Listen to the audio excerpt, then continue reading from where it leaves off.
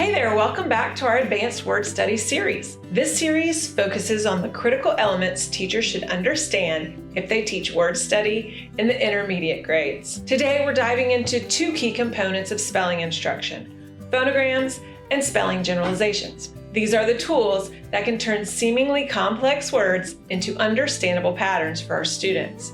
And the more we help them see these patterns, the more confident they become in both reading and spelling. Hi, I'm Melanie Doty. I'm a teaching and learning specialist at La Brea, and I'm here to share my expertise on phonograms and spelling generalizations. Imagine you're building a puzzle and each piece has a secret hidden pattern.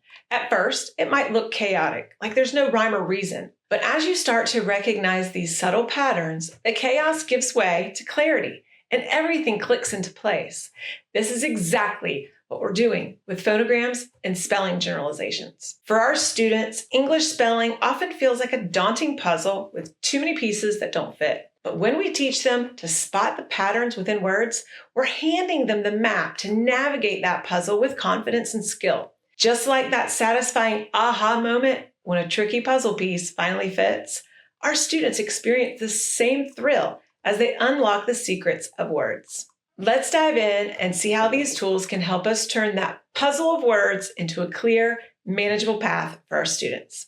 Let's start by talking about phonograms. Phonograms are letter combinations that represent specific sounds, and they work hand in hand with spelling rules to help students decode words more efficiently. Think of phonograms like building blocks. Once students recognize common patterns, they can use them to read and spell unfamiliar words. For example, when students know the phonogram IGH makes the I sound, they can easily decode words like high or sight. And they can be an important tool for students working on fluency. Nearly 500 primary grade words can be created from only 37 phonograms. From Wiley and Durrell, 1970. Now let's talk about spelling generalizations. These rules help us understand when and why phonograms make certain sounds and how words should be spelled in different contexts. When students know these rules, they can stop guessing and start applying logic to their spelling. Let me walk you through a few specific examples of spelling generalizations from the logic of English that can make a big difference for your students. The first one is silent E generalizations.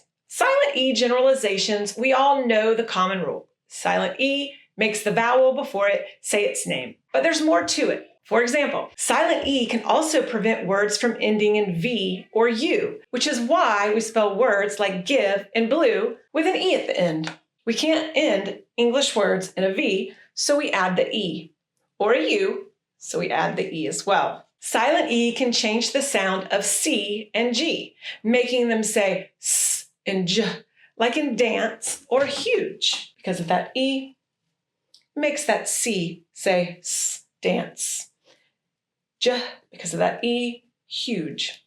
Silent E can help us avoid confusion between singular and plural nouns by preventing a singular noun from ending in a single S, like the word house. To make it plural, we would add an S to make houses. Another important generalization is the doubling rule. If a word has one syllable and follows a pattern of a single vowel followed by a consonant, like run or hop, we double the final consonant when adding the suffix like ed or ing. So run becomes running, or hop becomes hopping. This generalization keeps the vowel short, preventing confusion. So if we have hop, we have to add that extra P to make hopping.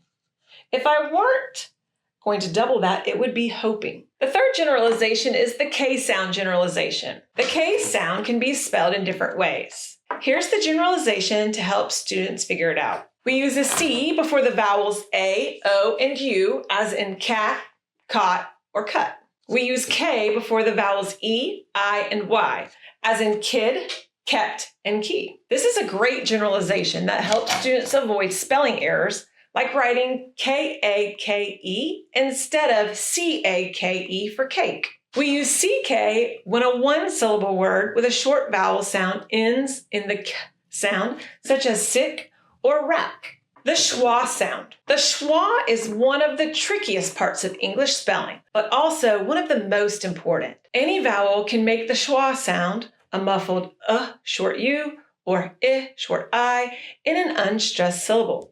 which is why we pronounce the second syllable in words like banana. Teaching students to recognize the schwa sound helps them decode and spell multisyllabic words more accurately. Here are some generalizations to keep in mind about the schwa. Any vowel may represent the schwa sound, or I, in an unstressed syllable or unstressed word. O may say in an unstressed syllable next to a W, TH, M, N, or V. AR and OR may say their schwa sound in an unstressed syllable. By teaching these spelling rules explicitly, we empower students to make sense of English spelling. They start to see that words aren't just random. They follow patterns, even when the rules might seem complex. As we teach these generalizations, we're giving our students the tools they need to tackle tricky words independently. Now, you've probably heard about exceptions to spelling rules, right? While there are some words that seem to break the rules, many of these so-called exceptions actually follow a consistent pattern or originate from historical spelling practices. When we help our students understand why these exceptions exist, we take away the mystery and frustration. Instead of just memorizing exceptions, students can start to see the patterns and why certain words don't seem to follow the rules. Let's dive into a few common exceptions. They aren't as random as they might seem. Words that end in I, we teach that English words don't end in the letter I, as in Rule 3 from the Logic of English. But what about words like ski or spaghetti? These words aren't really exceptions. They're borrowings from other languages. Ski is Norwegian, and spaghetti is Italian.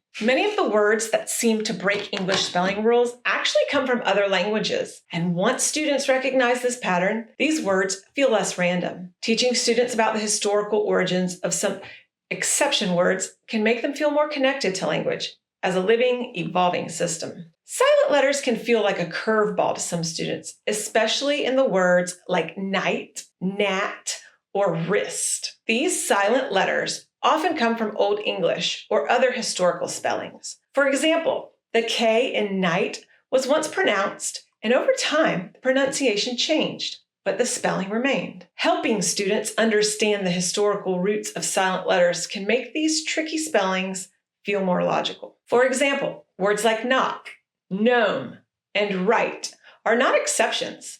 They're relics of earlier pronunciation patterns. Words with multiple spellings for the same sound, take the F sound, for example. Why do we sometimes spell it with an F, like in fan, and other times with PH, like in phone? Words like phone are borrowings from Greek, where PH represents the F sound. Students might initially think phone is an exception to the rule, that F is spelled with F.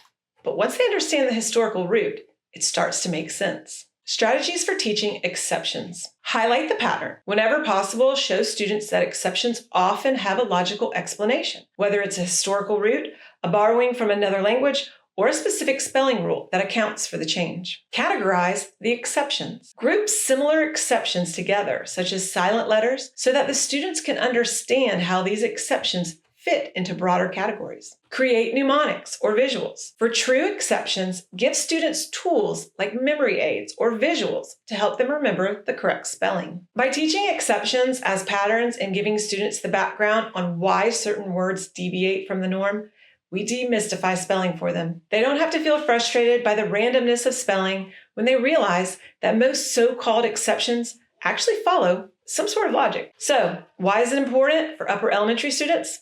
At this stage, they're encountering more complex multisyllabic words. Without understanding these rules and exceptions, they might feel lost when spelling or decoding new words, which can impact their fluency and comprehension. But when they know the logic behind spelling, even for the tricky parts, it becomes a lot less overwhelming. Thanks for joining me today. Remember, teaching phonograms and spelling generalizations gives students a clear path through the complexities of English spelling. And that's a game changer for their literacy skills. See you next time.